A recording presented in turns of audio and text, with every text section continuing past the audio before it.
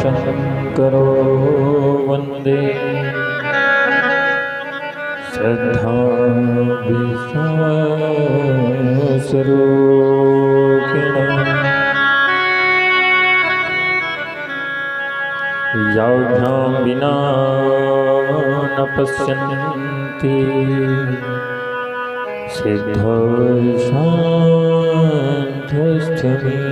सिद्धशान्तिस्थमीश्वरम् सिद्धशान्तस्थमीश्वरम्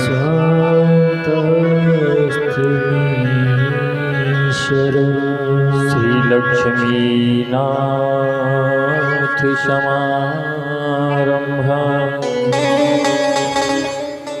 नाथयामुनिमध्यमा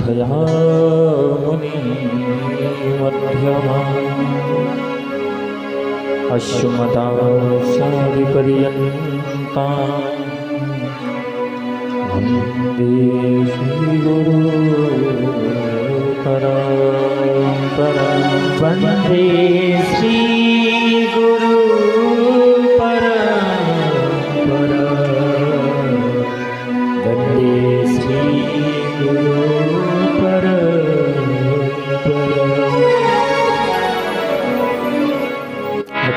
अतुलितबलधामं हेमशैलाभरे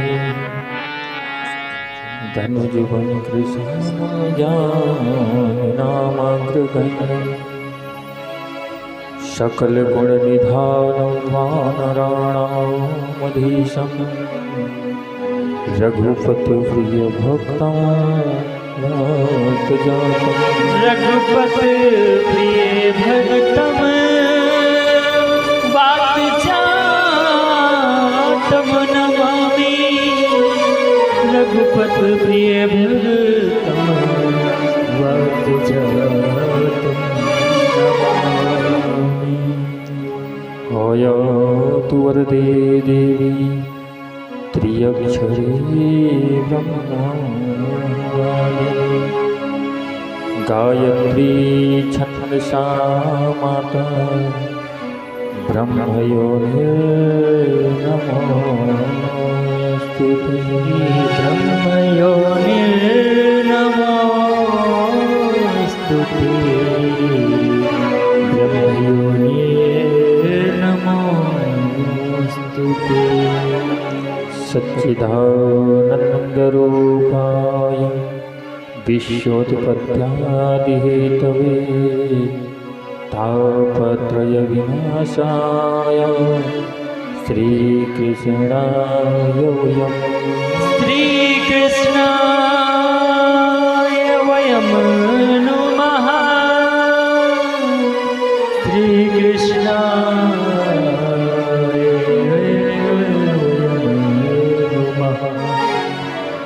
जयन्ती मंगला काली भद्रकाली कपालिनी दुर्गा क्षमा शिवा धात्री स्वाहा नमो स्वाहा स्वधा नमोस्तुते स्वधा नमोस्तुते।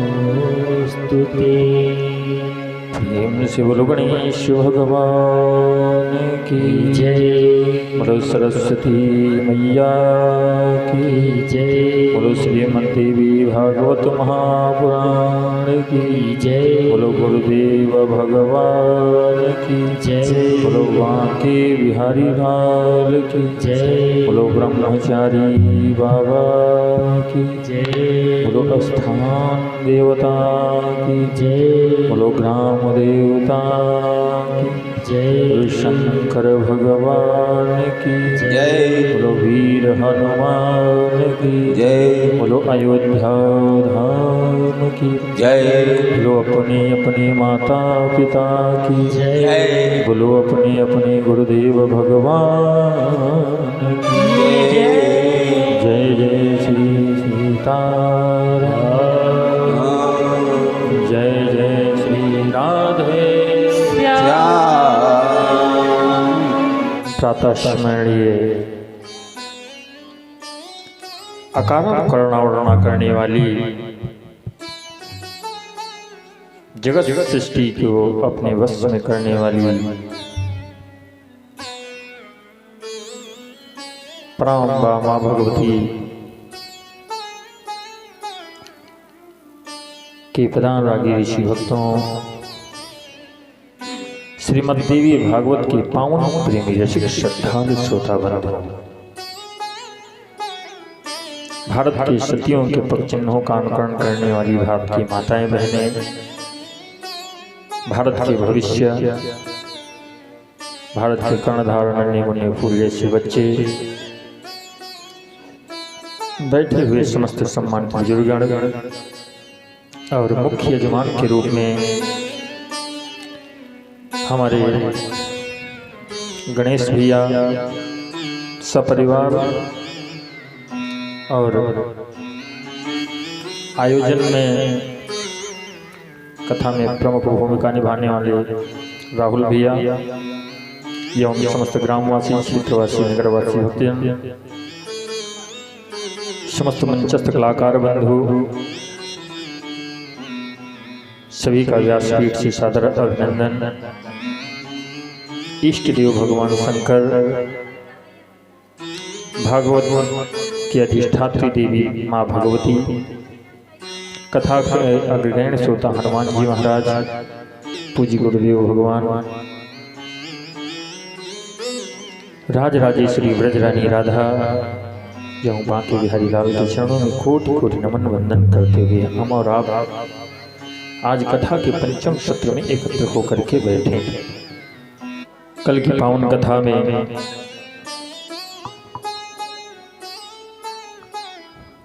हमने और आपने श्रीमद् देवी भागवत के माध्यम से कथा का रसपान किया, जिसमें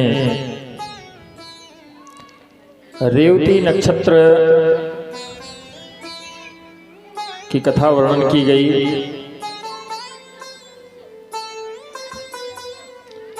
महामुनि ऋतवाक ने जो उनका पुत्र रेवती नक्षत्र में जन्म हुआ था और गंडांत योग के कारण वो दुष्ट प्रवृत्ति को प्राप्त हुआ। ऋतवाक तपस्वी थे तो उन्होंने रेवती नक्षत्र को श्राप दे दिया और उसको श्राप दे करके आकाश मंडल से पतित कर दिया। कहा जाओ कल उसके बाद में देवी भागवत के अंतर्गत शांतनु और गंगा की कथा वर्णन की गई। कल हम लोगों ने कथा विराम किया जहां पर सत्यवती के साथ में विवाह करके महाराज शांतनु लेकर के आए और सत्यवती से 2 बालक पैदा हुए।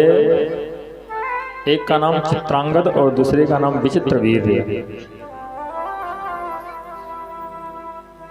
2 बालकों का जन्म हुआ।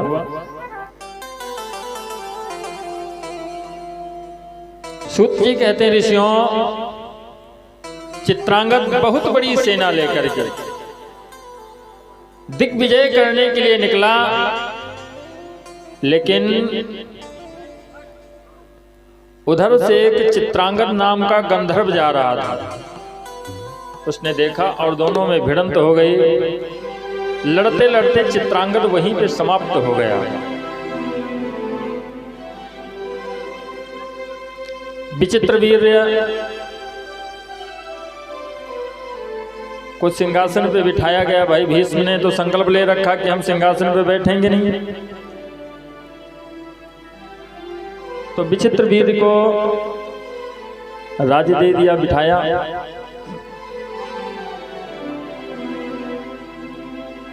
और इधर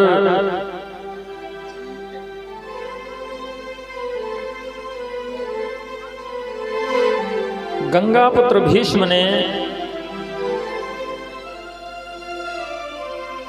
3 कन्याओं का हरण किया अम्बा, अंबिका और अंबालिका। तो एक कन्या जो बड़ी थी उसने कहा, देखो भीष्म से बताया अपने मन की बात कि मैंने अपने मन से किसी को अपना पति मान लिया है। कहा ठीक है, उसको मुक्त कर दिया, वो चली गई। और जो दो कन्याएं थी उनका विवाह विचित्रवीर के साथ में करवा दिया। बड़ी कन्या जो थी अम्बा, वो जब पहुंची जहां पे वो जिससे प्रेम करती थी तो उसके पास में पहुंची तो उसने कहा, देखो हम तुमको स्वीकार नहीं करेंगे। क्यों नहीं स्वीकार करोगे? हमने सच्चा प्रेम किया और भीष्म ने हमको छुआ तक नहीं है। कहा इसलिए नहीं स्वीकार करेंगे क्योंकि हम लोगों को के देखते हुए भीष्म ने तुम्हारा हरण कर लिया, हम कुछ नहीं कर पाए, तो मैं हारी हुई वस्तु स्वीकार नहीं करता हूं। जाओ यहां। कन्या वापस पहुंची भीष्म के पास में, कहा तुम हमारे साथ में विवाह करो। तो भीष्म ने कहा हमने तो आजीवन ब्रह्मचारी रहने का संकल्प लिया है और अब हम भी तुमको नहीं स्वीकार करेंगे यहां पे। क्यों? क्योंकि तुम्हारे मन में जो था वो तुमने बताया तो मैंने तुम्हारे मन की कर दी। सूत जी कहते हैं, ऋषियों समय व्यतीत होता गया, विचित्रवीर से कोई संतान नहीं हुई और विचित्रवीर को 6 रोग हो गया, जिसके वजह से उसी रोग में पड़ करके उसकी भी मृत्यु हो गई। सिंहासन खाली पड़ा हुआ है, कौन राजा बने? भीष्म सिंहासन के नीचे बैठ करके राजकाज देखते, क्योंकि संकल्प कहते हैं हमारे संकल्प में महाराज कोई विकल्प नहीं होना चाहिए। अगर हमने मन में अपने संकल्प ले लिया कि हमको करना है तो फिर उसको करना है। अगर उसमें आपने विकल्प डाल दिया, ठीक है कल कर लेंगे, ये क्या होगा? विकल्प हो गया इसमें। ठीक है अगले दिन देखते हैं। तो जब जिसके हृदय के भीतर संकल्प के बीच में विकल्प आ जाता महाराज, उसका संकल्प कभी पूरा नहीं होता है। इसलिए जो संकल्प ले लिया जाए एक बार, उसमें फिर विकल्प नहीं आना चाहिए। भीष्म पितामह ने संकल्प ले लिया, प्रण कर लिया है कि हम सिंहासन पे नहीं बैठेंगे तो नहीं बैठेंगे। ये भी हो सकता था विकल्प आ जाता कि ठीक है अब कोई राजा नहीं है तो मजबूरी हमारे पास में बैठ जाए। आज का व्यक्ति होता तो यही करता कि ठीक है भाई कोई नहीं देखने वाला तो हम नहीं करेंगे तो कौन करेगा। भरत जी ने संकल्प लिया था कि हमारा भाई जिस सिंहासन पे नहीं बैठा तो हम भी उस पे नहीं बैठेंगे। 14 वर्ष तक ऐसे व्यतीत हो गया हमारा, सिंहासन खाली पड़ा, राखड़ाऊ रख करके राज चलता रहा। विकल्प नहीं डालना चाहिए संकल्प में। भीष्म बाकी कार्यभार देखते हैं, सब कुछ राज्य जैसे था वैसे चल रहा, लेकिन राजा नहीं है।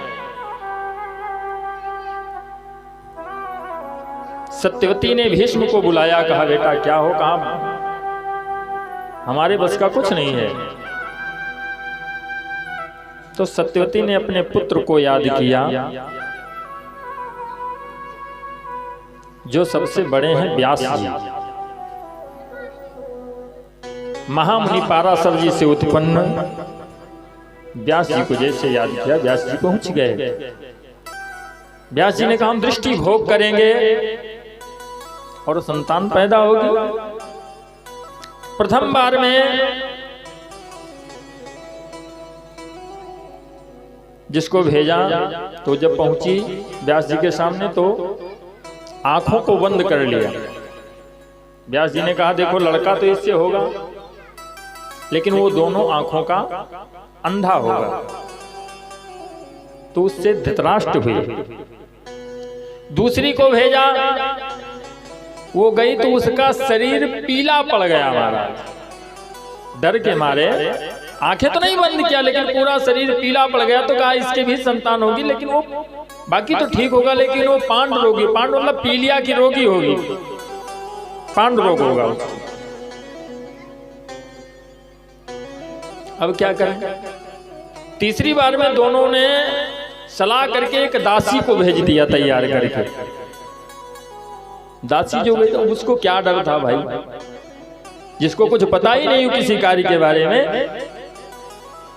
अब अगर सामने कहीं पे हम जा रहे हैं रास्ते से, हमारा ध्यान नहीं है, तो कोई भी खड़ा कोई मतलब नहीं है, और अगर हमने देख लिया तो हमारे अंदर भय उत्पन्न हो जाएगा कि कहीं ये भूत ना हो। तो जिसको पता ही नहीं है कि हमें क्यों भेजा जा रहा है, उससे कोई मतलब ही नहीं। दासी गई, खड़ी रही। व्यास जी ने बताया इससे संतान होगी, बहुत विद्वान संतान होगी, गुणवान होगी, धार्मिक होगी, लेकिन ये दासी है इसलिए इसका पुत्र भी राज्य के काबिल नहीं होगा। तो उससे दासी पुत्र विदुर जी हुए।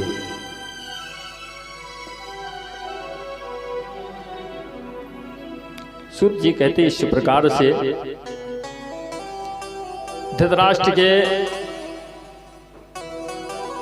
पत्नी जो थी गांधारी, उससे 100 पुत्र हुए। और महाराज पांडु से, जिनकी 2 पत्नियां हैं, कुंती और माद्री, बड़ी रानी कुंती और छोटी माद्री। माद्री से 2 बालक, नकुल और सहदेव।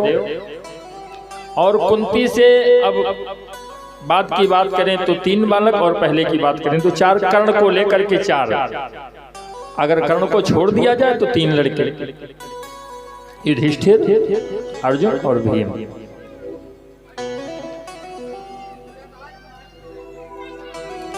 सूत जी कहते हैं ऋषियों, व्यक्ति के दिमाग में जब लोभ व्याप्त हो जाता है,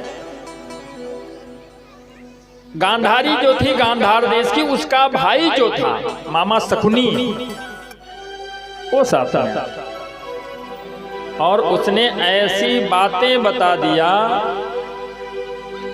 दुर्योधन को इतना समझा दिया,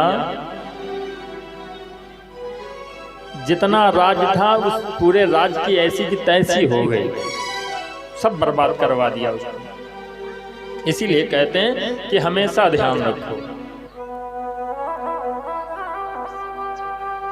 हम कर्म करने में तो मनमानी कर सकते हैं। क्यों? परमात्मा ने हमको इतना बड़ा शरीर दे दिया, जाओ जो मर्जी हो करो, लेकिन कर्म करने में मनमानी कर सकते हो, ना कि फल भोगने में मनमानी कर सकते हो। परमात्मा ने कहा कर्मण्येवाधिकारस्ते मा फलेषु कदाचन। तुम अगर खेत में बबूल का बीज डालोगे तो उसमें आम लगने वाले नहीं है। आम के चक्कर में मत रहो कि सीजन आएगी तो आम, उसमें कांटे ही होंगे महाराज। इसलिए कहते हैं कि हमेशा ध्यान रखो, कर्म करो पर ध्यान रहे, पथ छूटे ना। कौन सा पथ? धर्म का पथ, सत्य का पथ। कोई सत्य नहीं बताता है किसी को, कोई बताता हो बताओ, किसी से कोई सत्य नहीं कहता है। ये संसार जो है ये सब झूठा है, और सब झूठे वादे करते हैं, सिर्फ झूठ बोलते, दिन रात झूठ बोलते, सत्य कोई नहीं बताता। हमेशा इन लोगों का काम है सत्य को छिपाया गया और झूठ बतलाया गया, सत्य को छिपाया गया और झूठ बतलाया गया। ये नहीं बताया गया क्या क्या सत्य है। बचपन में बताया गया खेल कूद सत्य है, और जवानी में बताया गया धन धाम सत्य है, और अंत में पिंजड़े का पंछी जब पिंजड़े को तोड़ चला तो अंत में बताया गया राम नाम सत्य है। कुछ नहीं कर सकते हो। अगर राम नाम सत्य जानना है तो पहले समझो उसको, ईश्वर सत्य है। इसीलिए कहा गया है कर्म करो पर ध्यान रहे, पथ छूटे ना, और इतनी देवो हवा गुब्बारा फूटे ना। इस दिमाग में इतना वायरस मत भरो कि डेड हो जाए, बिल्कुल नहीं। और आप जब अच्छे कर्म करोगे तो आपको ज़्यादा सोचने की जरूरत नहीं पड़ेगी। क्यों? जो कर्म अच्छा करता है परमात्मा उसका साथ देता। भगवान कहते धर्मो रक्षत रक्षता, जो धर्म की रक्षा करता है मैं उसके लिए स्वयं खड़ा रहता हूँ। महाराज बोलो दुर्गे मैया की जय हो। सुत जी कहते हैं ऋषियों,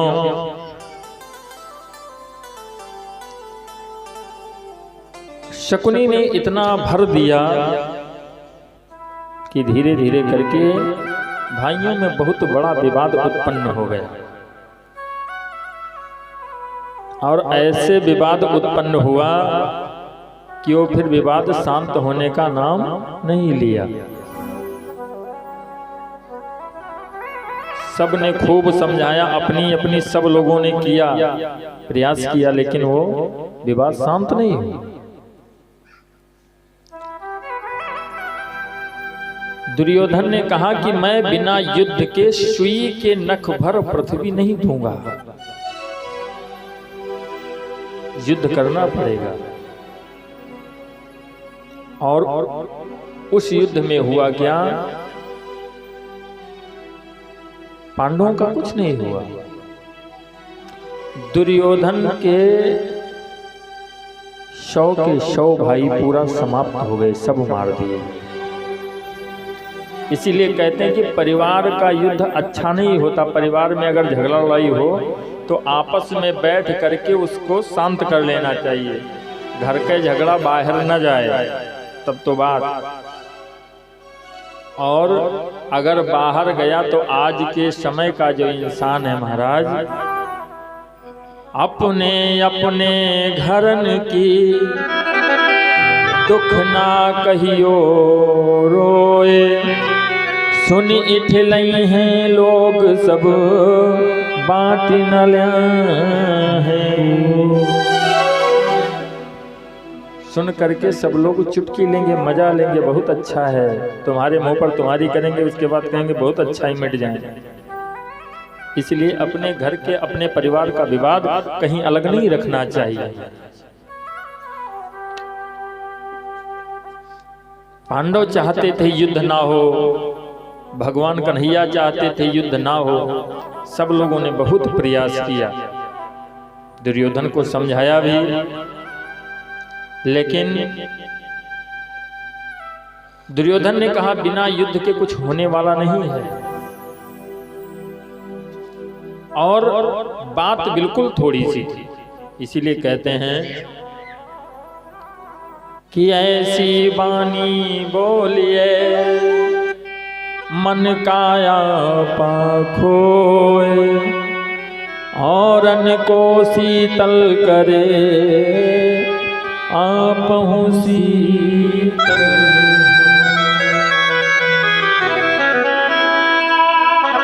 ऐसी वाणी ना बोलिए कि सबसे झगड़ा होए, उसे झगड़ा ना करो जो तुमसे तगड़ा हो। हमेशा अच्छे शब्दों का प्रयोग करो। छोटी सी बात के लिए इतना बड़ा नरसंहार हुआ। यदुवंश की सेना द्वारिका से कन्हैया ने बुला करके दिया था दुर्योधन को, सब समाप्त हो गए, कोई नहीं बचा, सब मार दिए। अंत में उद्धव ने आकर के कहा कन्हैया कहो। कन्हैया ने कहा मैं कुरुक्षेत्र का निरीक्षण करना चाहता हूं। कहा निरीक्षण करने का कोई मतलब नहीं है। क्यों? कन्हैया इतने 100 अभी कुरुक्षेत्र में पड़े हुए हैं जिनको जलाने के लिए लकड़ी की व्यवस्था नहीं, उनका अंतिम संस्कार नहीं किया जा सका है। सोचो, ये स्थिति आ गई थी। इतना बड़ा नरसंहार हुआ था उस टाइम कि उनके शव को जलाने के लिए लकड़ियों की व्यवस्था नहीं।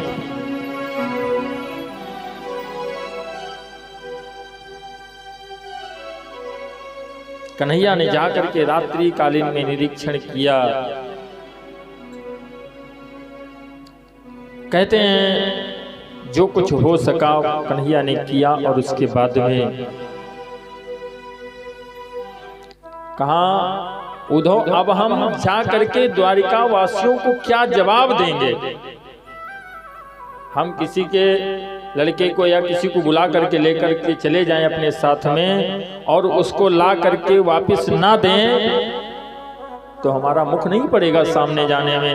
कहा इतनी बड़ी सेना हम यादवों की यदुवंश की लेकर के आए थे और आज कोई जीवित नहीं बचा है इस रण क्षेत्र में, कुरुक्षेत्र में, जिसको हम लेकर के जाएं।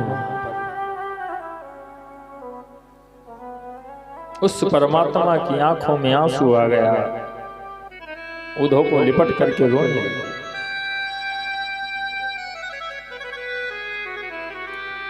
श्रुत जी कहते हैं कि महाभारत के बाद में 18 वर्षों तक धृतराष्ट्र पांडवों के टुकड़ों पे पलते रहे। 18 वर्षों तक पांडवों का ही अन्न खाते रहे। सोचो, जिसको समाप्त कर देने के लिए बैठे थे, संजय से हमेशा यही पूछते थे, जो दास था वहां पर उससे यही पूछते थे महाभारत में, देखो क्या हो रहा है। जब पांडवों की सेना में कोई मारा जाता था तो धृतराष्ट्र बहुत खुश होते थे, कहते थे आंखें नहीं थी लेकिन फिर भी कहते थे ये बताओ कोई एक पांडव नहीं मारा गया अभी। सोचो, जिसकी बाहर से आंखें फूटी उसका भीतर भी आंखें फूट गई थी उसकी। ऐसा कलुषित विचार मन में चल रहा था। जो हमारे भाई का लड़का है, हमारे परिवार का है, उसकी मृत्यु देखने के लिए परेशान थे। और क्या हुआ कि मरने के बाद में पूरा सब कुछ संहार हो गया। उसके बाद में 18 वर्षों तक पलते रहे पांडवों के टुकड़ों पर, वहीं पे खा करके वहीं पे रहते।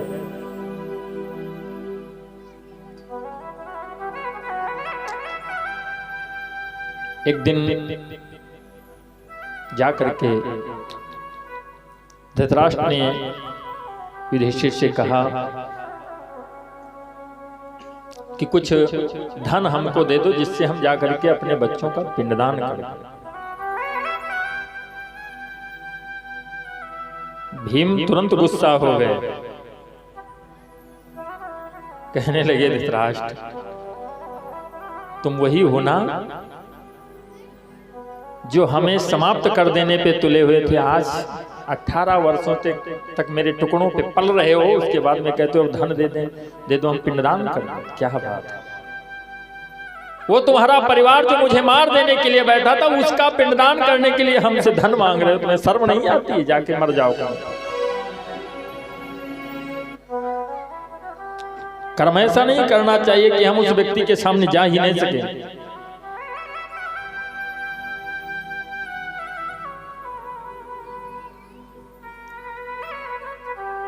भीम ने पूर्व कर्म याद दिलाया,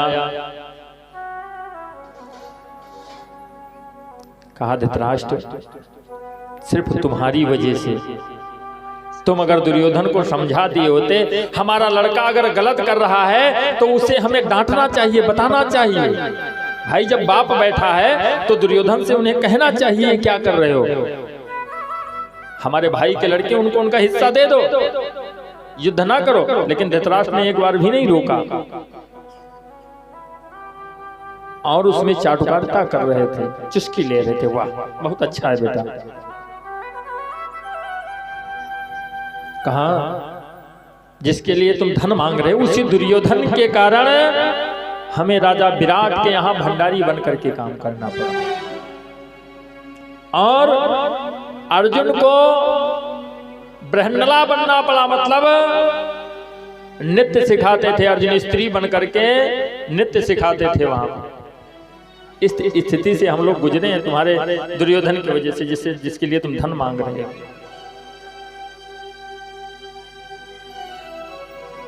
दे दिया, कहा ठीक है ले जाओ। लेकर के गए, जंगल में जाकर के पिंडदान किया और वहीं पर सतयुग आश्रम में रहने लगे। सूत जी कहते हैं कि कौरवों के विनाश के बाद 36 वर्षों के बाद में यदुकुल का संहार हो गया। महाभारत युद्ध हुआ, उसके 36 वर्षों के बाद में प्रभास क्षेत्र में दुर्वासा जी के श्राप से एक बार जो जामवंती थी उसका लड़का था सांब, तो ये सब संतों का जैसे चतुर्मास व्यतीत होता है, अभी चतुर्मास समाप्त हुआ है। देव उत्थानी एकादशी को हर शयनी एकादशी से और देव उत्थानी एकादशी से चतुर्मास व्यतीत होता है। तो उसमें पहले, अब हम लोगों के जमाने में नहीं, तो पहले जमाने में संत लोग जाते थे चौमासा व्यतीत करने के लिए, बाहर निकलते थे। वो जा करके सब चौमासा व्यतीत कर रहे थे। सबने सलाह किया और सांब को साड़ी पहनाया और उसके पेट में कपड़ा लपेट दिया। कहा चलो संतों की परीक्षा लेते हैं। कन्हैया हमेशा समझाया करते थे अपने पुत्र पौत्रों को कि कभी ब्राह्मण से द्रोह मत करना। जिस दिन ब्राह्मण से द्रोह करोगे रहा न कुल कोई रोवन हारा। इसलिए कभी ब्राह्मण का से द्रोह मत करना, हमेशा उनका आशीर्वाद लेना, ब्राह्मण का श्राप मत लेना। लेकिन कहते हैं कि जैसी हो तब्यता वैसी उपजे बुद्धि। जैसी होनी होती वैसी हमारे अंदर बुद्धि उपज आती है। शाम को लेकर के साड़ी पहना करके पहुंचे और कहा, संत लोग बैठे थे, कहा देखो बाबा इसका हाथ देख करके बताओ कि इसके पेट में लड़का है या लड़की है। तो ये कहिए कि एक हंसी मजाक करने के तौर पे चले गए। उसी में दुर्वासा जी भी थे। दुर्वासा जी ने बोला, कहा इधर आओ, हम बताएं इसके पेट में क्या है। लेकर के गए। दुर्वासा जी ने कहा, ना इसके पेट में लड़का है ना इसके पेट में लड़की है, इसके पेट में एक मूसल है और उसी से तुम्हारे यदुवंश का संहार हो जाएगा, हम तुम्हें श्राप देते हैं, जाओ। उठ करके खड़े हुए, जल्दी जल्दी कपड़ा को खोला तो उसमें से मूसर गिला नीचे। ले करके भाग करके आए, उग्रसेन से सारी बातें बताई। उग्रसेन ने कहा, हमेशा कन्हैया तुमको समझाया करते थे लेकिन तुम लोगों के समझ में बात नहीं है। श्राप लेकर के आ गए ना। उस मूसल में जो लोहा लगा होता, मूसल मतलब पहरुआ, उसमें जो लोहा लगा होता नीचे, उसको इन्होंने पीसा, चूरा बनाया और पीस करके लेकर गए, नदी में फेंक दिया। तो उससे एरक नाम की घास उत्पन्न हो गई और जो कीला था उसको फेंक दिया तो एक मछली निकल गई। ये लोग प्रभास क्षेत्र में पहुंचे और वहीं पर उसी एरक नाम की घास से आपस में लड़ने लगे और लड़ते लड़ते सब लोग वहीं पे समाप्त हो गए। बोलो बांके बिहारी लाल की जय। यदुवंश का संहार हो। कन्हैया, वो जो कील बच गई थी, मछली निकल गई और मछुआरे ने पकड़ा तो उसी मछली की वो कील से बहेलिए ने अपने बाण में लगा करके और जा करके कन्हैया के पैरों में मार दिया, वो भी समाप्त हो।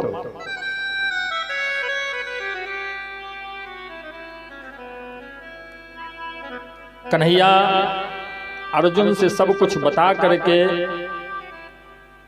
पहले ही बता दिया था कि द्वारिका रसातल को चली जाएगी और जितनी जल्दी हो सके आप यहां से निकल जाए। अर्जुन बची हुई गोपियों को लेकर के पहले वहां पे कन्हैया का अंतिम संस्कार करवाया। सब कुछ करने के बाद में गोपियों को लेकर के वापस हुए हैं। इधर पहुंचने के बाद में जब वहां पे पहुंचे, युधिष्ठिर ने देखा इनके चेहरे की कांति समाप्त हो गई थी। कहा अर्जुन क्या हुआ? अर्जुन ने पूरी बात बताई। कहा ऐसा कार्य हो गया। अर्जुन से युधिष्ठिर ने कहा ये तो होना ही था। क्यों? क्योंकि हम जो कर्म करेंगे उसका फल हमको भोगना ही पड़ेगा। नियम सबके लिए एक है, चाहे वो भगवान हो और चाहे इंसान हो। ये नहीं है कि हम गलती करेंगे तो हमारे लिए सजा और उधर गलती होगी तो सजा नहीं, सजा वहां पे भी मिलती। कहा उनका जो कर्म था। युधिष्ठिर अर्जुन ने कहा ऐसी क्या बात थी? कहा ये उस समय की बात है जब त्रेता में आकर के सुग्रीव से मित्रता किया भगवान राम ने। तो राम जी ने कहा सुन सुग्रीव ही मारी हो, बाली ही एक ही बाण, ब्रह्म रुद्र शरणागत गए न बची हैं प्राण। एक बार मैं मारूंगा बाली को, और चाहे ब्रह्मा के शरण में चला जाए चाहे शंकर जी के शरण में चला जाए, कहीं भी उसकी मृत्यु बिल्कुल निश्चित है, वो बच नहीं पाएगा, ये समझ लीजिए। सुग्रीव प्रसन्न हो गए। कहा बाप, और भगवान ने वही किया। जबकि नाम क्या है? मर्यादा पुरुषोत्तम। और ये क्या हुआ? मर्यादा का उल्लंघन हुआ। जैसे बाण चलाया, बाली असहाय होकर के गिरा, सामने पहुंचे तो बाली ने इनसे प्रश्न किया, प्रभु ये बताइए, मैं बैरी सुग्रीव प्यारा, कारण कमन नाथ मोहि मारा। बताया तो इन्होंने बहुत कुछ, अनुज वधु भगनी सुतनारी सुन कन्या ये समचारी, इन्हें कुदिष्ट बिलोक जोई ताहि वधे कछुपाप। क्या नहीं? वाली ने कहा कि नाम तो तुम्हारा मर्यादा पुरुषोत्तम, अपने आप को बहुत बुद्धिमान समझते हो, लेकिन मूर्ख हो तुम। राम जी देखने लगे। कहा मूर्ख, तुम्हें व्यक्ति का चयन करना नहीं आता है। ऐसे व्यक्ति का चयन किया तुमने जो असहाय है, कुछ नहीं कर सकता है। इतने दिन तक अपनी पत्नी हमसे नहीं ले जा पाया, तो ये बताओ कि रावण से तुम्हारी पत्नी ला पाएगा ये? इसके बजाय अगर तुम मेरे पास में आए होते तो मैं वो बाली हूं। एक बार बाली ने रावण को पराजित कर दिया था, तो सोचा कि हम किसी से कहेंगे कि हमने रावण को पराजित कर दिया तो कोई मानेगा नहीं, तो अपनी कांख में दबा करके घूमता दगाता रहे, ये रावणवा है, ये देखा इसको हमने पराजित कर दिया, ये रावण है ये। बाली ने कहा वो है, अगर एक बार संदेश भेज देते तो लंकेश ला करके सीता को तुम्हारे पास में खड़ा कर देता और तुम्हारे चरणों में माफी मांग लेता अब तक। ठीक है, जो कुछ तुमने किया अच्छा किया, लेकिन मैं तुमसे पूछता हूं, धर्म हेतु अवतार लेकर अधर्म का काम छुप कर मारा क्यों हमें, बोलो हे श्री राम। ये बात तो शोभा नहीं देती है आपके ऊपर। धर्म हेतु अवतर्यो गोसाई मार्यो मोहि व्याधि। राम जी के पास में कोई जवाब नहीं था। राम जी ने कहा ठीक है, हमसे जो गलती हुई हम उसे स्वीकार करते हैं, और अगले जन्म में जब हमारा द्वापर में कृष्ण का अवतार होगा तो जिस प्रकार हमने छुप करके तुमको मारा है बहेलिए की तरह, ठीक उसी प्रकार तुम भी आकर के द्वापर के अंत में हमारे चरणों में प्रहार कर देना और तुम्हारे वाण को स्वीकार करके हम गोलोक धाम को चले जाएंगे। बोलो राधे राधे राधे राधे। युधिष्ठिर कहते हैं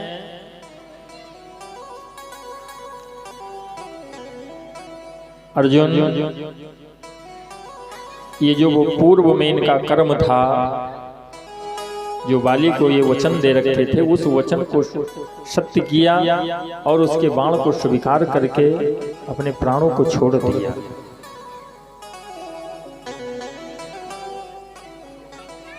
समय अपनी गति से व्यतीत हुआ। युधिष्ठिर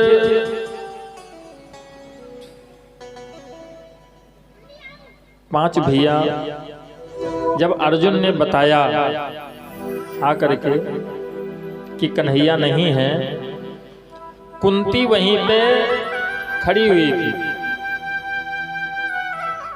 जैसे कुंती ने सुना कि कन्हैया ने शरीर को छोड़ दिया है, तत्काल आसन लगा करके बैठ गई और अपने आप को परमात्मा में लीन कर दिया,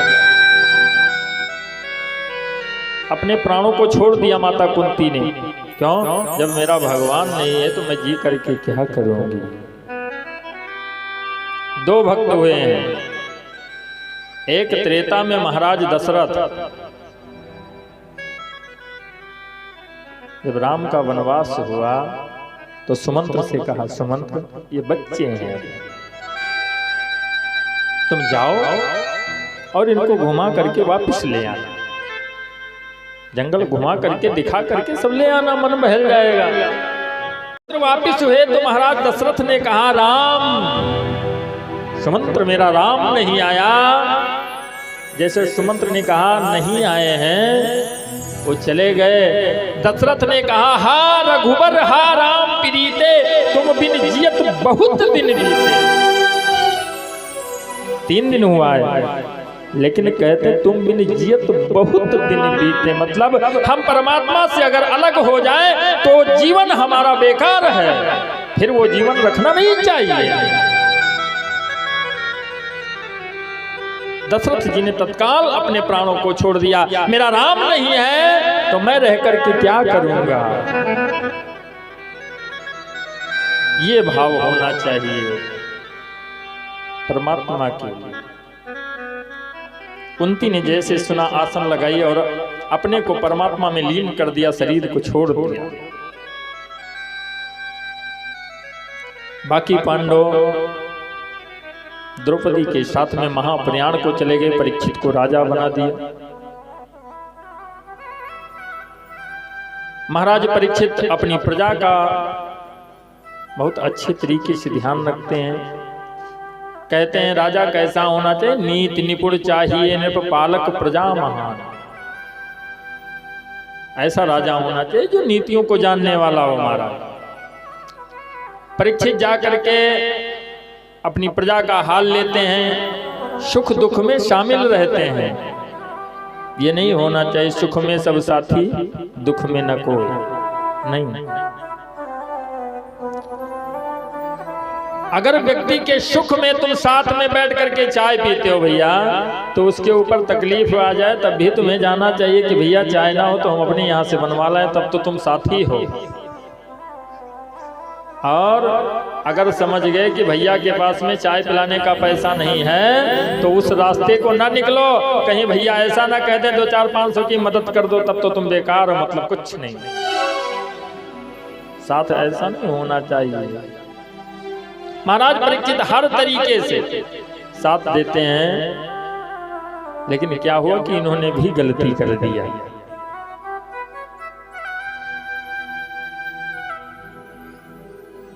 महाराज परीक्षित ने भी गलती कर दिया और 7 वर्ष का लड़का जो श्रृंगी, शमीक का लड़का जो है श्रृंगी, 7 वर्षों का, जिसने श्राप दे दिया। महाराज जंगल में गए थे, कलयुग का आगमन हुआ। कलयुग ने इनसे रहने के लिए व्यवस्था कहा, हमें राज करना है। तो इन्होंने कहा, द्यूतम पानम स्त्रिया सूना यत्रा धर्मस्य चतुर्विधा। जहां पे धर्म नहीं जाता है, कहां पे? मदिरालय में मदिरा बनती है, बिकती है, पी जाती है, जहाँ पर वहाँ धर्म नहीं जाता है। जहाँ पे जुआ खेला जाता है, जहाँ पर हिंसा होती है, जहाँ पे फालतू का वार्तालाप होता है, प्रपंच होता है। कलयुग ने कहा इतना बड़ा परिवार है और ये हम कहाँ इतने में रह पाएंगे। तो कहा ये बताओ कि तुम्हारे अंदर खासियत क्या है, अपने अंदर कोई ये बताओ कि तुम्हारे अंदर कोई अच्छा काम हो तो हम तुम्हें एक और दे दें। कलयुग ने कहा कि हमारे अंदर इतनी बड़ी खासियत है कि उसके लिए तो क्या कहना है, ना तपस्या करना पड़ेगा, ना तुमको बैठ करके 8 दिन तक ध्यान करना है। सिर्फ कलयुग में एक चीज होगा कि कलयुग केवल नाम आधारा, और सुमेरी सुमेरी नर उते रही पार। राम सिया राम जय जय राम, बोलो बोलो राम सिया राम जय जय राम।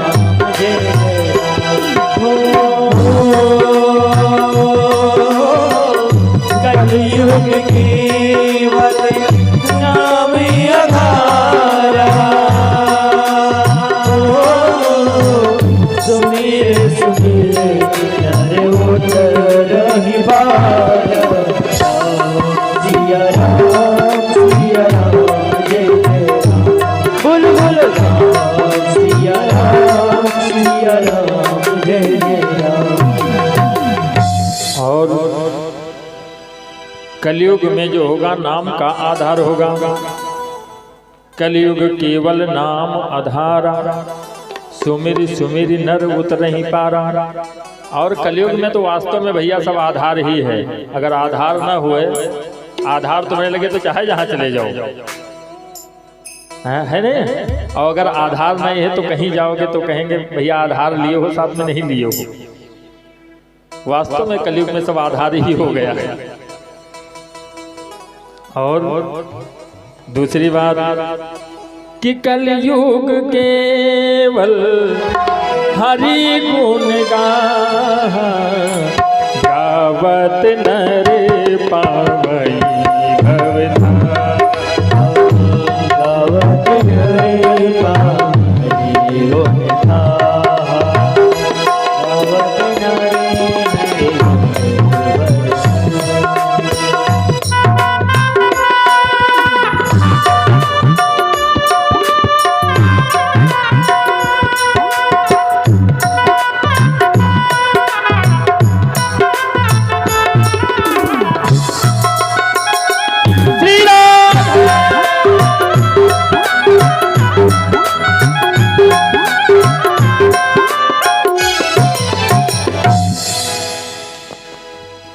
जब इतना सुंदर बताया तो महाराज ने कहा कि एक स्थान अपने मन से मांग लो।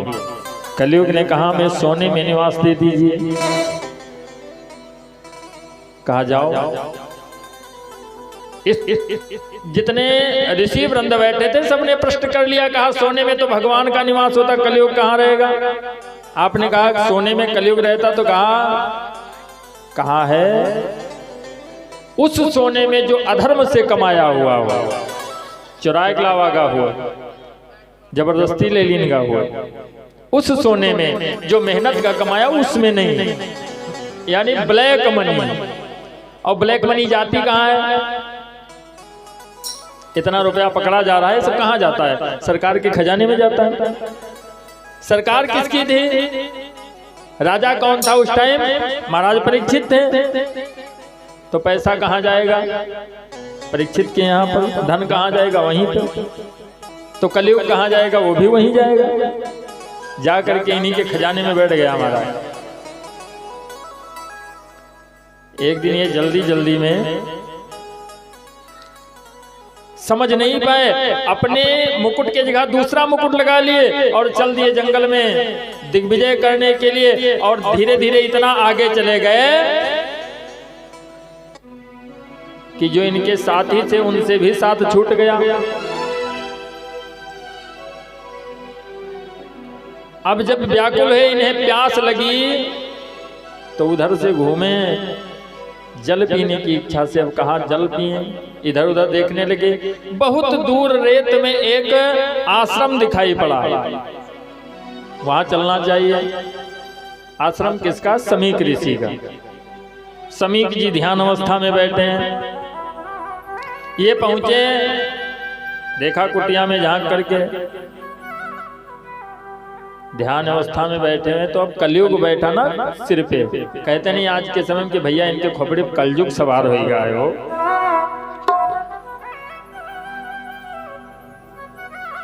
कहते हैं मुनिवर जल पिलाओ हमको। पुकारा, लेकिन समीक जी ध्यान अवस्था में थे। और पहले का ध्यान महाराज ऐसे होता था कि ध्यान लग गया तो लग गया, बाहर कोई पुकारता रहे। और ध्यान ऐसा ही होना भी चाहिए। ऐसा अगर ध्यान लगाया कि पता लगा कोई किसी ने पुकारा, मुड़ करके देख लिया, फिर वो ध्यान बेकार है तुम्हारा। जिस टाइम तुम ध्यान करो तो उसमें परमात्मा को बिल्कुल समर्पित हो जाओ पूर्ण तरीके से। फिर उसमें बीच में इधर उधर की बातें नहीं आनी चाहिए। समीक ने ध्यान नहीं दिया, ये बाहर निकले। तो अब अगर हमें प्यास लगी है और हम गए हैं किसी के यहाँ पर, पानी मांगा, हमको नहीं मिला, तो हम नल देखेंगे कि भाई नल कहाँ लगा है या पानी कहाँ है, कुआं देखेंगे, वहां से पी लें। ना कि ये हम नहीं करेंगे कि भैया ने पानी नहीं दिया तो उनको रिवॉल्वर लेके आए गोली मार दें। ये तो गलत हुआ ना। अब इनको चाहिए कि अगर जल नहीं मिला था, नहीं बोले थे महाराज, तो देखना चाहिए कहीं ना कहीं तो आश्रम में जल रखा रहा होगा, लेकर के पी लेते। लेकिन नहीं, अब प्यास अलग हो गई।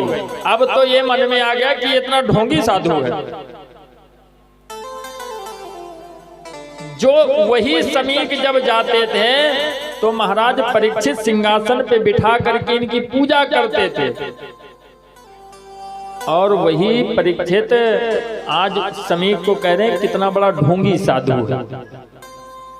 अगर असली को नकली मान लिया तब भी दिक्कत, और नकली को असली मान लिया तब भी दिक्कत। दिक्कत दोनों तरफ से है। इधर उधर देखने लगे, कियारी में एक मरा हुआ सर्प पड़ा था, वो सूख गया था।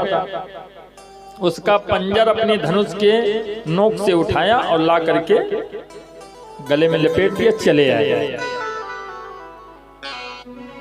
घर में पहुंचे जब तो मुकुट को उतार करके रखा तो इनकी बुद्धि सामान्य हुई। सोचने लगे कि हमें वापस जाना चाहिए, हमने तो बहुत बड़ी गलती कर दिया। और इधर समीक का जो लड़का था जिसका नाम था श्रृंगी, श्रृंगी सब लोग समझते हैं, देवी पुराण तो कहती गविजात नाम था, दोनों नाम हैं। भागवत में श्रृंगी लिखा है और देवी पुराण में गविजात लिखा है। दोनों नाम उसी के हैं, जैसे दो नाम तीन नाम हो जाते हैं एक व्यक्ति के। तो श्रृंगी स्नान कर रहा था कहां पे? कौशिकी नदी में। बच्चों ने जाकर के बताया, कहा भैया तुम्हारे पिता के गले में किसी ने मृतक सर्प का पंजर डाल करके अपमान किया है। उसने तत्काल हाथों में जल ले लिया। इत लंघित मर्यादा तक्षका सक्त में हनि। जिसने भी मर्यादा का उल्लंघन किया है, मैं श्राप देता हूं कि आज के 7वें दिन जीवित तक्षक जाकर के उसको डस लेगा और उसकी मौत हो जाएगी। पहुंचा आश्रम में, पकड़ करके समीक को रोने लगा। समीक ने कहा, बेटा जब जीवित सर्प हमारा कुछ नहीं कर सकता तो मृतक सर्प क्या करेगा? कहा लेकिन मैंने श्राप दे दिया है। तब तो समीक को सोचना पड़ा क्या कौन है। देखा, तत्काल भाग करके पहुंचे, महाराज को बताया। महाराज ने तुरंत अपने बेटे जन्मेजय को, 11 वर्ष का है, उसको सिंहासन पे बिठा दिया और एक कुश की चटाई को लिया, भाग करके चले आए। कहां पे? गंगा के तट पर। देवी पुराण कहती कि 7 खंड का शीशे का महल बनवाया और 7वें खंड पे बैठ करके ध्यान करने लगे, कथा रसवान करने लगे। और इधर महाराज परीक्षित को डसने के लिए तक्षक चला। रास्ते में कश्यप से मुलाकात हुई। कश्यप ऋषि जा रहे थे परीक्षित को बचाने के लिए और तक्षक जा रहा था डसने के लिए। दोनों की मुलाकात हो गई। तक्षक ने कहा, कहां जा रहे हो? कहा, हम जा रहे हैं बचाने के लिए। कहा, ये बताओ तुम्हारे अंदर इतनी क्षमता कि तुम बचा लोगे? कहा, बिल्कुल बचा लेंगे। बहुत बड़ा एक वट वृक्ष लगा हुआ था, बहुत बड़ा भयानक था। कहा, इस पे दोनों लोग अपना आजमाएं। तो जो ब्राह्मण के वेश में तक्षक था उसने कहा, हम तक्षक हैं। अब सुन करके तो कश्यप का एक बार तो शरीर ढीला पड़ा कि सामने तक्षक खड़ा हुआ है। तक्षक ने उस वृक्ष को डसा, देखते देखते वो बिल्कुल राख हो गया। कश्यप जी ने मंत्र पढ़ करके जल मार दिया, फिर से वो हरा भरा खड़ा हो गया। कश्यप से तक्षक ने कहा, देखो मृत्यु कटु सत्य है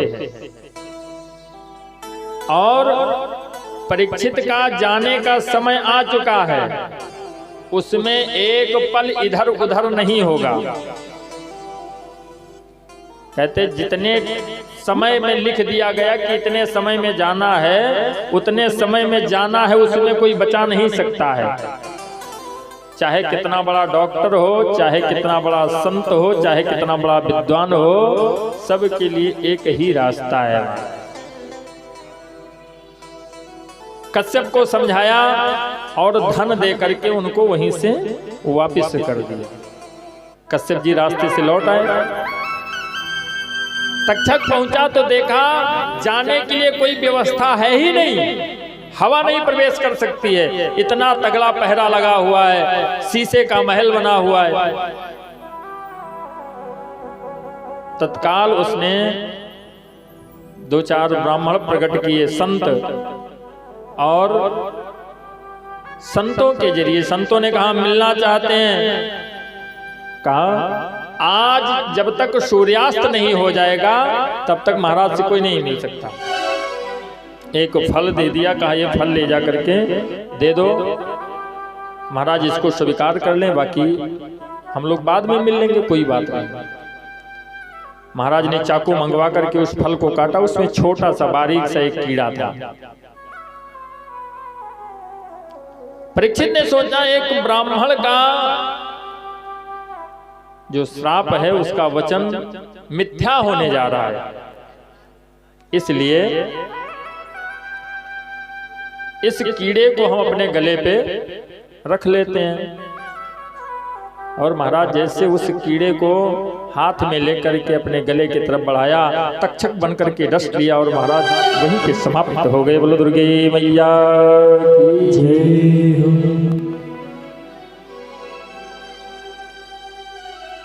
जन्मेजय राजा हुए और जन्मेजय को जब सारी बात पता लगी तो जन्मेजय ने सर्प यज्ञ किया। कहा हमारे पिता को इस सर्प ने डसा है तो हम एको सर्प जिंदा छोड़बे न करब, सबका स्वाहा। सर्प यज्ञ किया, जितने सर्प हैं सब आ करके उसी हवन कुंड में गिर रहे हैं। तक्षक जो था जब इसका आवाहन किया तो ये भाग करके पहुंचा इंद्र के पास में। इंद्र ने कहा ठीक है, हमारे इंद्रासन से लिपट जाओ तो देखा जाएगा। महामुनि ने बताया कि ऐसी स्थिति है। जन्मेजय ने कहा कि इंद्रासन के समेत आवाहन कर दो। मुनिवर ने आवाहन कर दिया, इंद्रासन भी चल पड़ा तक्षक के साथ में नीचे। सब लोगों ने विनती किया तो महामुनि आस्तिक ने जाकर के सर्प यज्ञ को रोका, जन्मेजय को समझाया कि देखो इसमें तक्षक का कोई दोष नहीं है। जैसे हम कहते हैं हिले रोजी बहाने मौत, तो ठीक उसी प्रकार ये हुआ है, बाकी इसमें तक्षक का कोई दोष नहीं है। तो आप उसको दोषी मत मानिए। और सर्प भी हमारी सृष्टि में शामिल है, जो 83 लाख योनियां हैं, तो उसमें एक नंबर की योनि जो है वो मनुष्य की है, बाकी तो जिसमें जीव ही हैं सब। पेड़ पत्तों से लेकर के जंगली जंतु, आकाशीय जंतु जितने हैं, चींटी चींटा, ये सब 84 लाख योनियों में शामिल हैं। कहा अगर इनको तुम समाप्त कर दोगे तो एक सृष्टि समाप्त हो जाएगी, इसलिए अपनी यज्ञ को रोक दो। आस्तिक के कहने पर यज्ञ को विराम किया है। मन बहुत व्याकुल था, तो इसलिए व्यास जी के द्वारा उन्होंने देवी पुराण की कथा का रसपान किया है। जन्मेजय ने उसी के अंतर्गत हम और आप आज कथा के पंचम दिवस में भगवान बांके बिहारी लाल के पावन जन्म की कथा सुनेंगे। लेकिन उसके पहले कथा के अंतर्गत भागवत में भी श्री राम जन्म की पावन कथा है और देवी पुराण में भी। तो संक्षिप्त में रामचरित का वर्णन और उसके बाद में हम लोग भगवान के जन्म की पावन मंगलमय कथा रसपान करेंगे। हम और आप अपनी मन और वाणी को लेकर के कुछ क्षणों के लिए राम कथा में प्रवेश करेंगे और उसके बाद में भगवान जन्म की पावन कथा रसपान करेंगे। इतनी दिव्य कथा है, सभी लोग रामचरितमानस का बहुत सुंदर प्रसंग है। लेकिन संक्षिप्त में देवी पुराण में राम सिया राम सिया राम जय जय राम, सिया राम सिया राम जय जय राम, सिया राम सिया राम सिया राम, एक बार त्रेता युग माई, एक बार त्रेता युग माई। त्रेता युग में क्या हुआ? एक बार महाराज दशरथ के मन में शंका उत्पन्न हुई, इच्छा उत्पन्न हुई, किसकी? पुत्र की। एक बार भूपति मन माही, गलाने मोरे सुतनाई, एक बार भूपति मन माही, गलाने मोरे सुतनाई। महाराज दशरथ के मन में इच्छा व्याप्त हुई कि हमारे कोई संतान नहीं है। कहाँ पे गए? गुरु गृह गयो तुरंत महिपाला, चरण लाग कर विनय विशाला। गुरु गृह गयो तुरंत महिपाला, चरण लाग कर विनय विशाला। गुरु जी के यहाँ पे गए और चरणों में जा करके प्रणाम किया। गुरु जी ने कहा एक नहीं, दो नहीं, तुम्हारे 4 लड़के होंगे, लेकिन धरहु धीर हुई हैं सुतचारी, त्रिभुवन विदित भगत भयहारी। धरहु धीर हुई हैं सुतचारी, त्रिभुवन विदित भगत भयहारी। सिया राम जय जय राम, राम सिया राम सिया राम जय जय राम, सिया राम सिया राम जय जय राम। कहा एक नहीं 4 लड़के होंगे। तो गुरु जी ने कहा कब होंगे? चौथापन आ गया है, मतलब बुढ़ापा आएगा, अब लड़के कब होंगे? तो श्रृंगी सही वशिष्ठ बुलावा, पुत्र काम शुभ यज्ञ करावा। श्रृंगी से वशिष्ठ बुलावा, पुत्र काम शुभ यज्ञ करावा।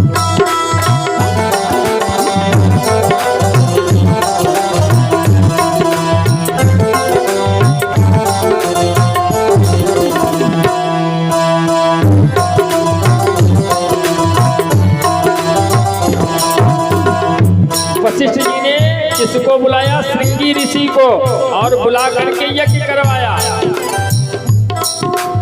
भगत सहित मुनि आहुति दीने, प्रगटे अग्नि चरु कर लीने। मुनि आहुति दीने, प्रगटे अग्नि चरु कर लीने। मुनिवर ने आहुति दिया तो अग्नि देवता प्रकट हुए, हाथ में प्रसाद लेकर के। अर्ध भाग कौशल्य ही दीना, उभय भाग आधे कर दीना।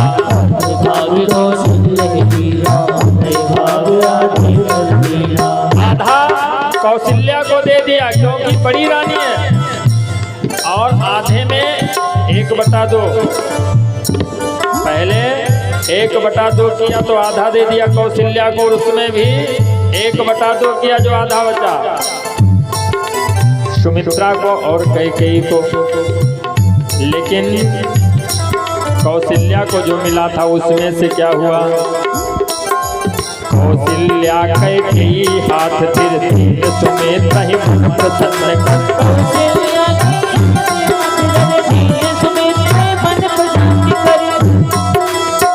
सिया राम सिया राम जय जय राम, राम सिया राम सिया राम जय जय राम, राम सिया राम सिया राम जय जय राम, राम सिया राम।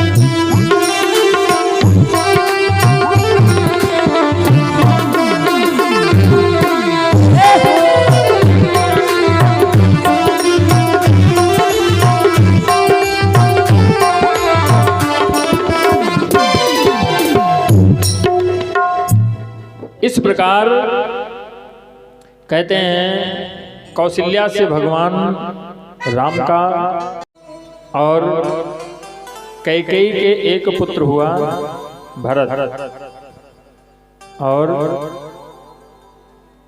सुमित्रा के 2 पुत्र हुए, शत्रुघ्न और लक्ष्मण। रामचरित को संक्षिप्त में वर्णन करते हुए उसके बाद में जन्मेजय कहते व्यास जी, यदुवंश से हमारा बहुत लगाव रहा, हमारे पूर्वजों का, मतलब हमारे पूर्वजों का बहुत साथ दिया है, इसलिए उनके जन्म की हमको कथा सुनाई, भगवान कन्हैया के जन्म की कथा सुनाई। इस प्रकार से जब जन्मेजय ने कहा तो व्यास जी कथा प्रारंभ करते हुए कहते हैं, जन्मेजय हम तुमको भगवान के प्रकट की पावन कथा रसवान करवाते हैं। बोलो दुर्गे मैया की। आइए हम और आप भगवान जन्म की पावन कथा रसवान करेंगे। व्यास जी कहते हैं जन्मेजय से कि मथुरा के महाराज आहुक, जिनके 2 लड़के उग्रसेन और देवक,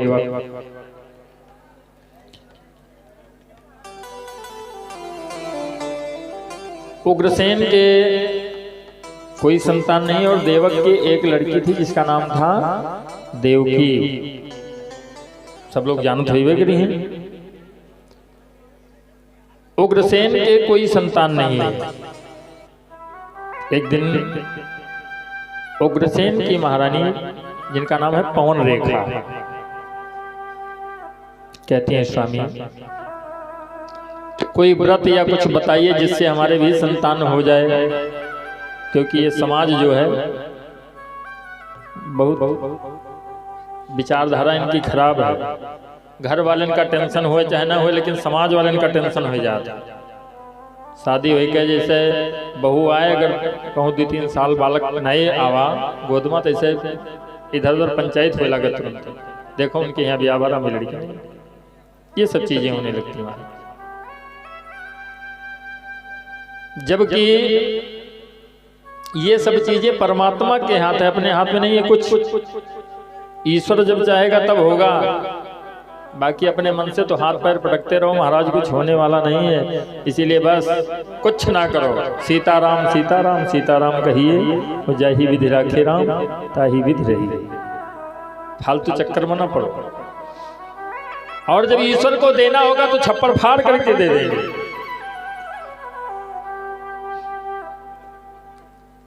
हम लोग अगली बार कथा कह रहे थे रामनगर बुढ़ोल स्टेशन, एक चौरसिया परिवार है, बहुत परेशान थे, काफी समय हो गया, वो बिटिया भी परेशान थी। महाराज कुछ उपाय कीजिए। तो हमने कहा भाई हमारे हाथ में कोई उपाय नहीं, परमात्मा का भजन करो, बस वही जाने। और 1-1.5 साल हुआ, परमात्मा ने सुन लिया। 2 लड़के हुए,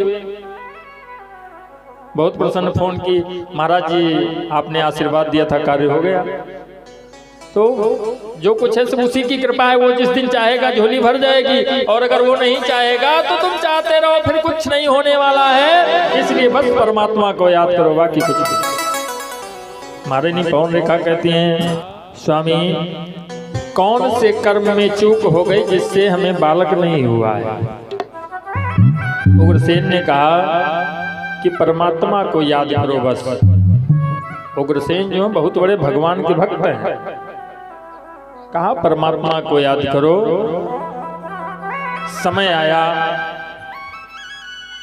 क्या हुआ, एक दिन महारानी पवन रेखा सखियों के साथ में मधुबन को घूमने गई।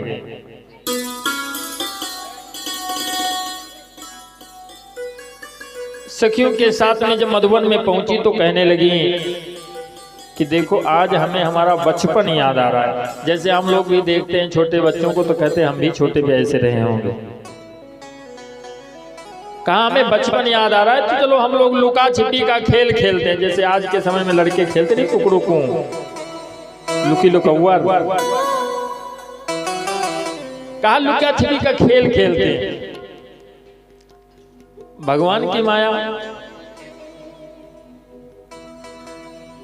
महारानी ने आंखों को बंद किया, दासियां सब छिप गई, ये ढूंढने लगी तो कोई नहीं मिला। जाकर के एक वृक्ष के नीचे बैठे और उधर से महाराज आकाशवाण से दुर्मालिक नाम का राक्षस जा रहा था। देखा उसने महारानी पवन रेखा है उग्रसेन की पत्नी, नीचे उतरा और उग्रसेन का वेश बना करके महारानी के साथ में छल किया। महारानी ने क्रोध किया, कहा देखो अब तक के जितना जप तप किया उसका सारा फल पाएगी।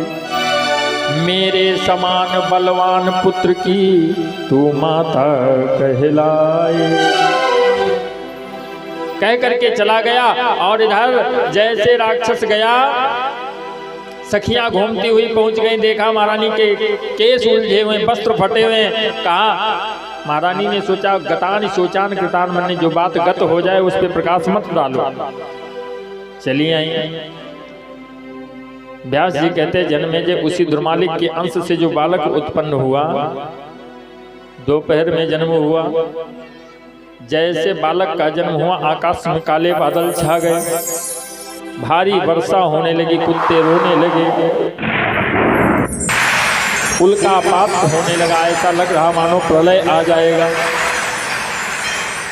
सभी परेशान हैं। उस घड़ी में बालक का जन्म हुआ। पुरोहित जी को बुलाया। पुरोहित जी ने देखा, तुरंत बताया, कहा देखो ये बालक जो है ये बहुत दुष्ट है, आगे चल करके महाराज ये आपकी प्रजा को बहुत कष्ट देगा। महाराज ने तो सोचा था इसको समाप्त कर दें, लेकिन विप्र ने बताया देखो है मूल नक्षत्र गंडांत योग खुद अपना नाश कराए। तब इसे मारने के खातिर नारायण मथुरा आए। हाँ, इसको कोई व्यक्ति मार भी नहीं पाएगा, भगवान को स्वयं आना पड़ेगा मारने के लिए। तब तो प्रसन्न हो गए, भले दुश्मन है, लड़का खराब है, लेकिन इसके वजह से हमको भगवान का दर्शन हो जाएगा। ये सोच करके उस बालक को पालने लगे। जैसे वो 7 वर्षों का हुआ, खेलने के लिए जाता है और वहां पर जाकर के बच्चों को पेड़ पे चढ़ा देता, नीचे कांटा लगा देता, चला आता है भाग। कुछ बच्चों से कहता है भैया देखो कुआं में शेर दिखाते, और देखेला तो टांग पकड़ वही मूल्य कह दिए चले जाते। बहुत दुष्ट। धीरे धीरे बड़ा हुआ, 12 वर्ष की उम्र में मगध देश पे आक्रमण कर दिया जाएगा। वहां का जो राजा था जरासंध, पराजित कर दिया उसको। तो जरासंध ने सोचा कि जब इतना दुष्ट है ये, वही छोट है, तो बड़े पर तो और दुष्ट हुई, तो ऐसा करो इससे रिश्ता लगा लो। तो अपनी 2 पुत्रियों का विवाह, 2 लड़की थी, अस्ति और प्राप्ति, दोनों का विवाह उनके साथ में कर दिया। कहा चलो अब हमारा दामाद हुई हो आज से। सोचा हम तो बचे रह कम से कम, विवाह कर दिया। लेकर के आ गया, कहा पिताजी देखो तू हमारे को भी आने के बाद हम तो दुई कर लाए। हाँ, लेकिन ब्याह नहीं, ये व्याधि है। जी के नाई भाव हुए परेशान, जी के होगा हुई परेशान। ब्याह नहीं ये व्याधि है, सबन कही समझाए, और पाँव में बीड़ी पड़त है, ढोल बजाए बजाए। 10 दिन पहले से गौनई शुरू हो जाते। आओ भवानी माता बैठो मोरे अंगना, और के बाद लगाए रंग ब्याह कह के, तके बस कहीं नहीं बहुत इधर उधर घूमत है, इनके ब्याह कर दियो बस बेचारे घरे बैठ रहा है। तब वही कि हम खर्चा लेके उदियो। 2 पत्नियों को लेकर के आ गया। एक दिन उग्रसेन बैठे हुए थे, भगवान का भजन कर रहे थे। राम राम राम राम रट रहे थे। पहुंच गया, कहा पिताजी बुढ़ाई क्यों छठियाए गए? कहा क्यों? कहा राम का नाम ले रहे हो। तो कहा राम का नाम ले रहे हो, किसका नाम ले? कहा राम का नाम ले रहे हो जो अपनी मदद स्वयं नहीं कर पाए, उनकी पत्नी रावण लेकर के चला गया। ये कहो बानरी सेना रही तो अपन पत्नी पाएगी नहीं, अपन पत्नी न लाई पाती उनसे, तो तुम्हार मदद का करी है? कहा फिर किसका भजन करें? कहा शंकर जी के भजन करो। जल के चढ़ाए जमलोक से उबार लेत, चाउर चढ़ाए चक्रवर्ती कह देते, चंदन के चढ़ाए 14 भुवन बख्शीश दे, दीप के दिखाए 7 दीप दे। ऐसे भोलेनाथ कि थोड़ा ले जाए के कुछ ना होएगा। तो 1 लोटिया जल चढ़ा दियो और गाल बजाओ बखुश, तुरंत ले जाओ जो मर्जी हो। बहुत जैसा नाम है भोले वैसे भोले भी हैं। ऐसे भगवान शंकर, कहा उनका भजन करो। शंकर जी वास्तव में बहुत सरल देवता है, बहुत सरल।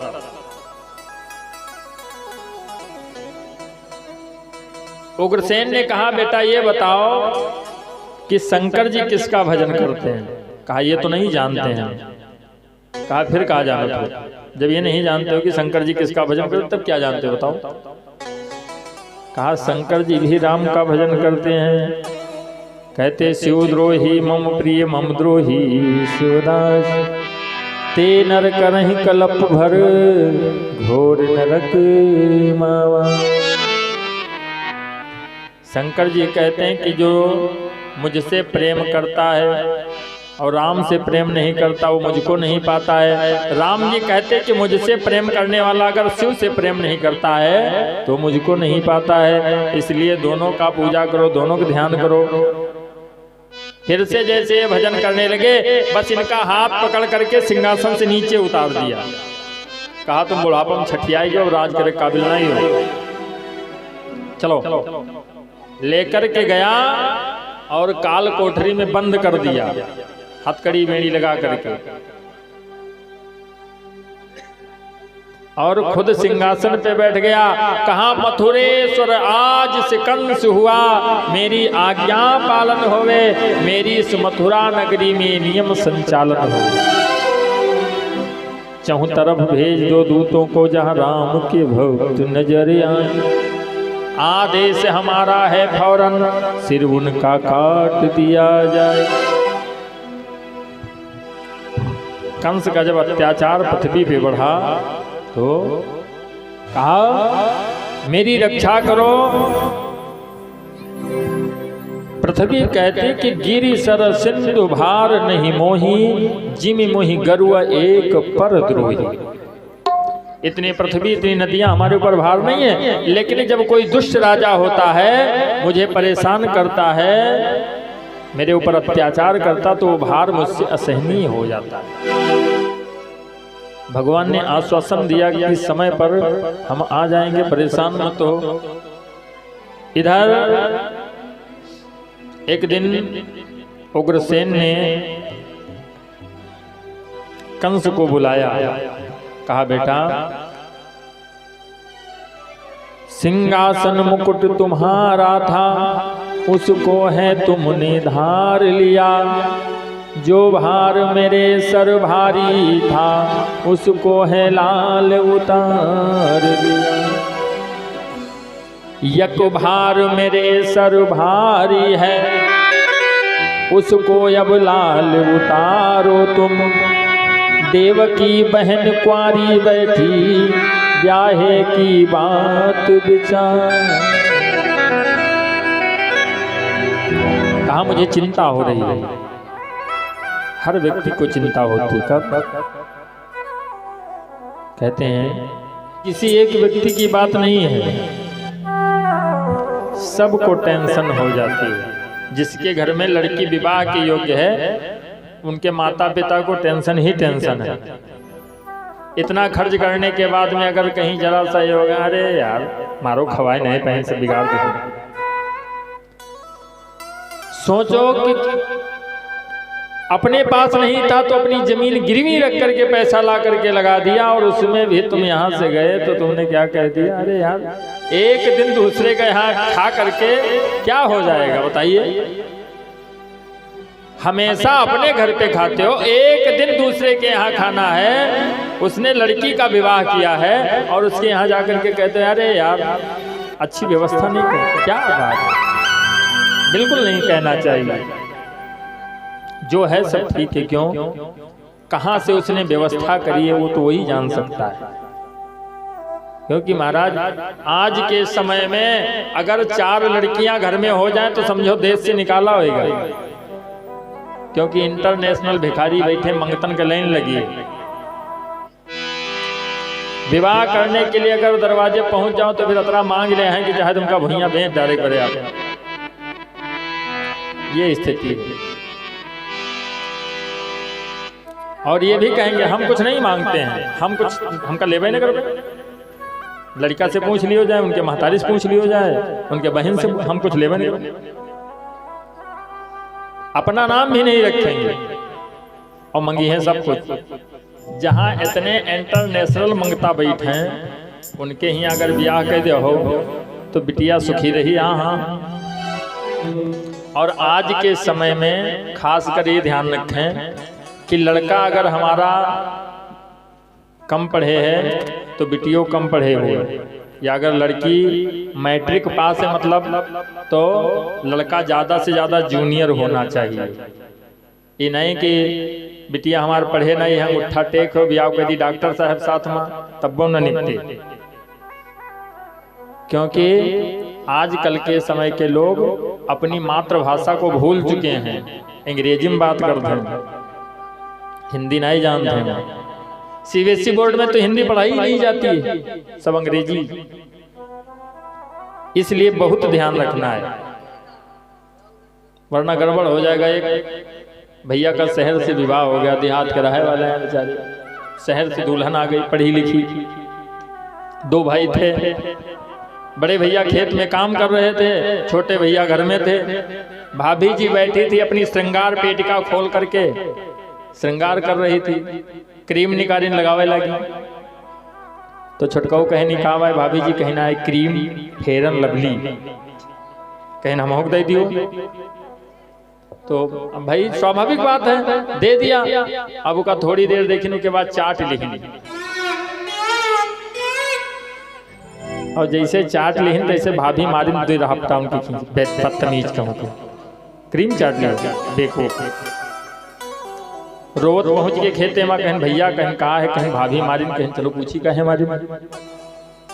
पहुंच गए, कहन कहे क्यों मारा भाई इनको, कहा इनका दिन ना क्रीम फेयर एंड लवली। ठीक कहीं चाट लिहनू का तो भैया उनका 4 यहाँ पर मारे उनका कहीं चूतिया पट्टे गाँव को। अरे अतरी महंगी क्रीम ऐसे काहे चाट लिहो, रख लेती रोटी के साथ खाई लेती।